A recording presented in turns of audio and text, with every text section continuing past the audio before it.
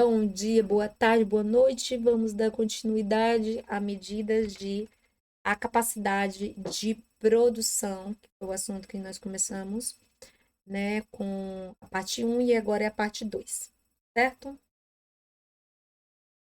Vamos lá. A gente estava falando sobre medidas de capacidade de produção. Então, falamos dos exemplos, né, de algumas operações, de capacidade de insumos e capacidade por volume de produção. Então, agora vamos lá. Como já foi mencionado, a definição de capacidade deve acompanhar uma previsão da demanda, ou seja, previsão do que eu posso produzir e também dos clientes que eu posso vender, tá? Os que eu já tenho e os que eu quero conquistar.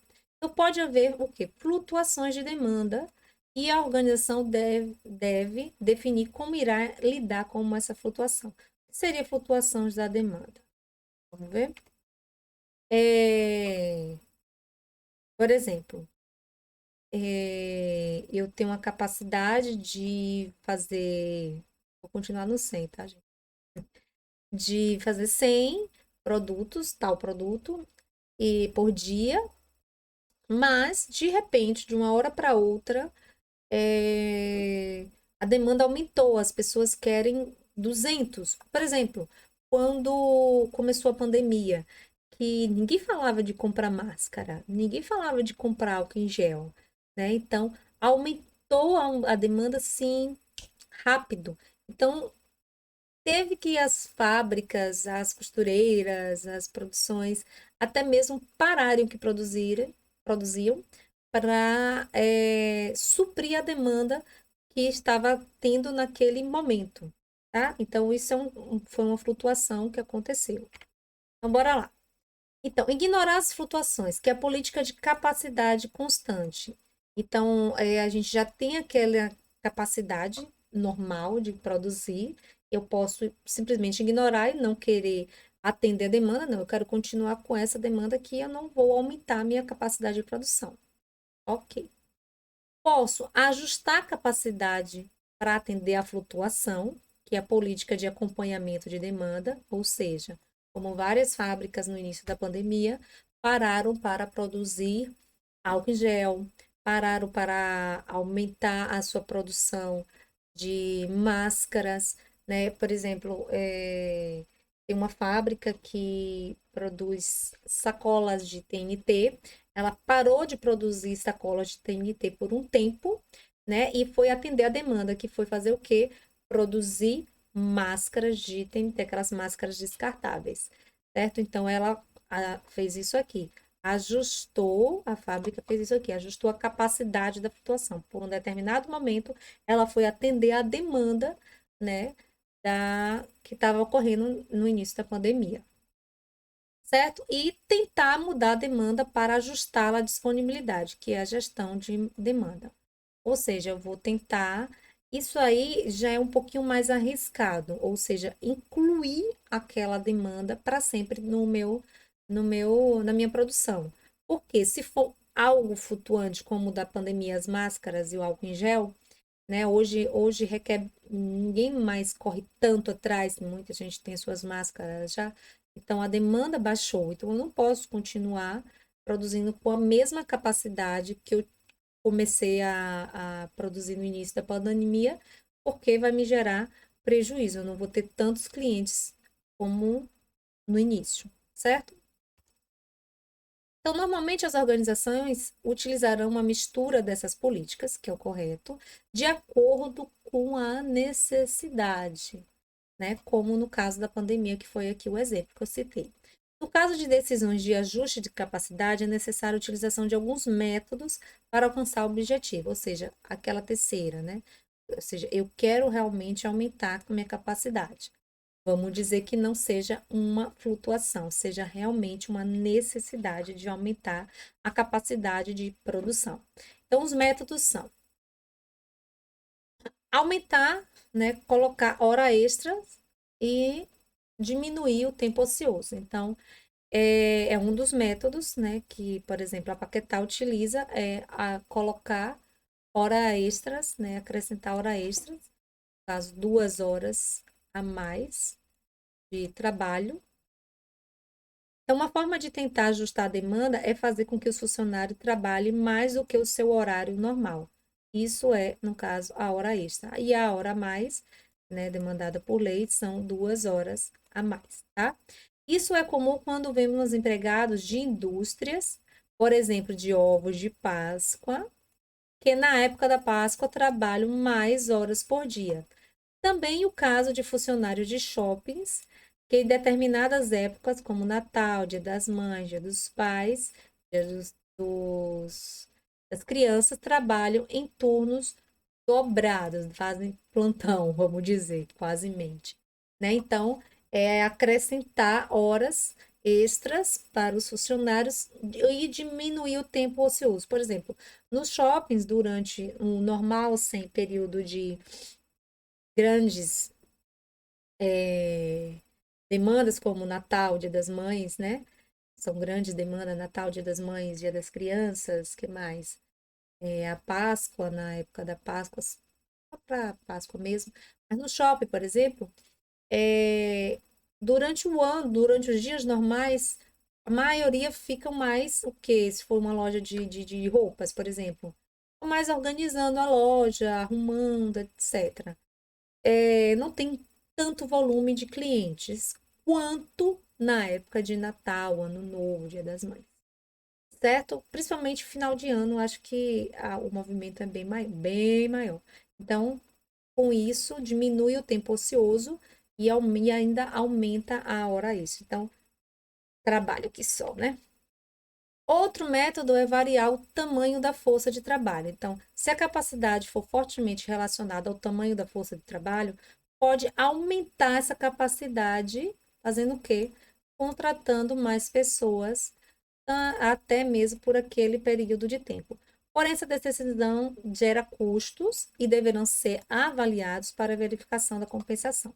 Por exemplo, aqui em Ipirá, na Casa São Francisco, em época de Natal, em época de São João, é contratado mais vendedores por, por aquele período apenas, certo? Então, é justamente o que? Aumentar o tamanho da força de trabalho, ou seja, aumentar o número de funcionários. Vou contratar funcionários temporários. Porém, se for no caso de abrir uma filial ou aumentar realmente a capacidade de atender mais pessoas, então eu vou ter que contratar mais pessoas e com isso vai gerar mais custos, mais impostos, mais tudo. Então tem que ser bem avaliado quando vai contratar mais um funcionário ou mais alguns funcionários, tá? Então, mas se for em períodos de demandas altas, como Natal, Ano Novo, geralmente são contratados funcionários temporários. Então, não gera custo, mas não tanto quanto o funcionário fixo. Outro método é o quê? Usar o pessoal em tempo parcial. E a contratação de período é justamente isso que eu falei. Contratação de pessoal por período pré-determinado, ou seja, só para aquele determinado período. E tem também a subcontratação, que é o quê? A terceirização da mão de obra. Isso aqui em Ipirá tem demais. Por exemplo, o Classe Couro, ela faz essa terceirização de N produções. Então, ao invés de aumentar a capacidade de produção dentro da fábrica, né, aumentar o número, aumentar o tamanho físico, aumentar o número de funcionários, aumentar o número de máquinas, de equipamentos e de produtos, né, de insumos, eles fazem o quê? Terceirizam produções. Então, não cria vínculo empregatício. Então, tem as produções que fabricam aquilo que eles solicitam e vendem para eles, repassam para eles, tá certo? Então, é a subcontratação, é uma terceirização de mão de obra que, no caso, custa bem menos para as empresas, até porque não vai aumentar imposto, não vai aumentar o número de funcionários, não vai requerer um aumento de um investimento tão alto. Então, é uma outra opção para aumentar a capacidade de produção, tá certo? E é o que a gente falou? E é justamente aumentar. E pode fazer uma mistura também. Então, são os métodos de de aumentar a capacidade. Aumentar a hora extra, diminuir o tempo ocioso, né? Variar o tamanho da força, ou seja, contratar mais pessoas, usar o tempo parcial, ou seja, contratar pessoas por um tempo, por um período de tempo, e a subcontratação, que é a terceirização. Então, são 4 opções aí, e pode-se fazer também uma mistura. Então, um processo de produção envolve normalmente múltiplas operações.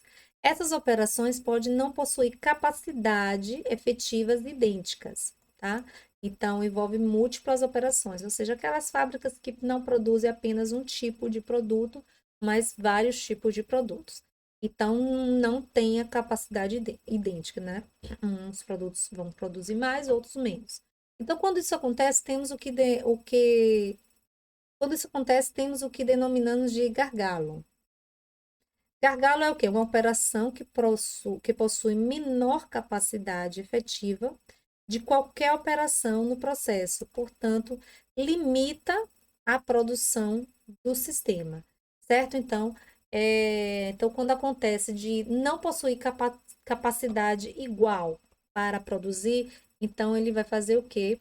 Utilizar um método que é o gargalo, que é uma operação justamente porque possui uma menor capacidade para produzir no processo de produção do sistema. Ou seja, vamos dizer que. Ótimo, isso é certo. A caneta azul, eu lembrei da música da caneta azul. A caneta azul, né? A Bic azul, essa Bic. A Bic azul, ela vende muito mais do que uma Bic verde, tá? Então, a minha maior capacidade de produção vai ser das canetas azuis, né? Então, as minhas canetas verdes vão lá, né? Vou fazer em menor capacidade. Então, eu posso utilizar o gargalo, né? Ou seja, vou produzir ele em menor capacidade. Então, eu não vou abrir uma linha de produção apenas para produzir a caneta verde. Não. Eu vou fazer o do tipo de gargalo, né? Mas a minha maior capacidade, que vai ser sempre a azul, depois em segundo a preta, depois deve ser a vermelha e por último eu creio que deve ser a verde. Nem todo mundo utiliza uma verde. Eu gosto de corrigir mais a caneta verde. Dá menos medo aos alunos. Então, não se pode aumentar a capacidade de todo um processo se uma das operações não tem capacidade suficiente para acompanhar todo o processo, que é o caso da caneta verde. Ele não tem, assim, não, vamos dizer, ele não tem tanta vendagem, né? Não tem tanta demanda quanto uma caneta azul. Então, eu não tenho necessidade de aumentar um processo de produção desse. Eu não tenho necessidade nem de fazer uma produção grande se eu não tenho uma demanda suficiente. Então, o correto é o quê? O equilíbrio e a harmonia, tá? Por exemplo, também vamos lá do sorvete de novo. O sorvete, eu acho que o sorvete mais vendido, pelo menos é o que eu mais gosto, é o napolitano, porque já vem 3 sabores. Aí eu vou na sorveteria, pego o napolitano com creme com passas. Então, eu fico com 4 sabores, né? Claro. Então, o que acontece? Creio eu que o de coco, mas vamos dizer um de, deixa eu pensar aqui, um de graviola. Com certeza produz muito menos do que um de creme com passas, do que um de coco, do que um de chocolate. Creio eu que o de maior produção deve ser o de chocolate, o de morango, né? E um de graviola, por exemplo, com certeza a produção é bem menor, então não tenho necessidade, porque ele não vai acompanhar o processo de produção tanto quanto um de chocolate. Então, a compra de matéria-prima para produzir um de chocolate vai ser maior do que o de graviola, e assim vai. Então, outro conceito conhecido que afeta a capacidade de produção é o de economia de escala, que é o custo unitário médio, isso é bem importante saber, de um bem pode ser reduzido ou aumentado o seu volume. Gente, eu tenho que saber isso aqui. Quanto eu gasto? O custo para produzir cada produto. Então, eu tenho que saber, por exemplo, da caneta, quanto é o custo de uma caneta, tá? Para saber se eu ainda posso diminuir o seu valor para ficar por causa da concorrência, certo? Então, mas por que o custo diminui com economia de escala? Vamos ver?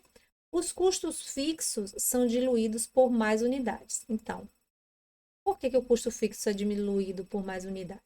Porque se eu comprar mais matéria-prima, né? Quanto mais eu comprar matéria-prima em quantidade maior, vai ser mais barato, né? Por causa do volume. Né? Lembram de Ford, que Ford fazia justamente isso. Então, os custos de construção diminuem. Os custos de materiais comprados são reduzidos. Então, porém, é necessário verificar se esse aumento. Eita, chega, aumentou ali. Não foi proposital. Então, porém, é necessário verificar se esse aumento de produção será condizente com seus recursos disponíveis e a sua demanda. Então, você tem que ver, por exemplo, eu quero aumentar a minha capacidade de produção. Eu já produzo X. Então, eu tenho que verificar o quê? Se é necessário, né? Se é condizente com a demanda, ou seja, com o número de clientes, com o mercado que eu atendo. Tá? Vamos pegar aqui, por exemplo, de carne. Um achante mata, vende semanalmente, ele mata 5 bois e ele vende 5 bois. Ele vende toda essa carne semanalmente. E ele tem o dinheiro para pagar esses 5 bois semanalmente, tranquilo. Mas de repente vem na mente dele que ele quer vender mais. Ah, eu vou matar mais boi, porque se eu estou vendendo 5, então se eu comprar 7, 8, eu vou também vender. Ele tem recurso disponível para comprar esses 8 bois? Ele tem cliente suficiente para vender esses 8 bois? É justamente analisar o quê? Os recursos disponíveis e a demanda de cliente para ele vender. Entenderam? Então, é justamente, com certeza, se ele comprar 10 bois, ele vai ter um custo menor do que se ele comprar 5. Mas, porém, ele tem o dinheiro para isso, né? A parte, vamos dizer, o recurso financeiro para isso, ou também o recurso físico para, né, deixar esses bois, e ele tem um mercado que ele vai vender essa quantidade. Então, são coisas a serem analisadas antes de aumentar a capacidade de produção. Pode ocorrer também o contrário, a deseconomia de escala, que é quando o custo médio por unidade aumenta à medida que se aumenta as dimensões e a unidade produtiva. Então, ou seja, a deseconomia. O produto, né? Vamos lá. O produto ficou, o custo para produzir aquele produto aumentou. Porque pode ter aumentado o insumo, pode ter aumentado a gasolina, pode, se for algum produto que os insumos seja comprado a dólar, aumentou o dólar, então vai ficar mais difícil de manter aquele valor daquele produto, certo? Então, quando as organizações vão se tornando, duas vezes vão se tornando muito complexas, começam a ocorrer problemas de gestão que geram perda de foco, distância maior do cliente, e essa distância maior do cliente é ruim porque eu não vou conhecer se ele está satisfeito, se ele não está satisfeito, qual é a demanda, o que ele deseja, né?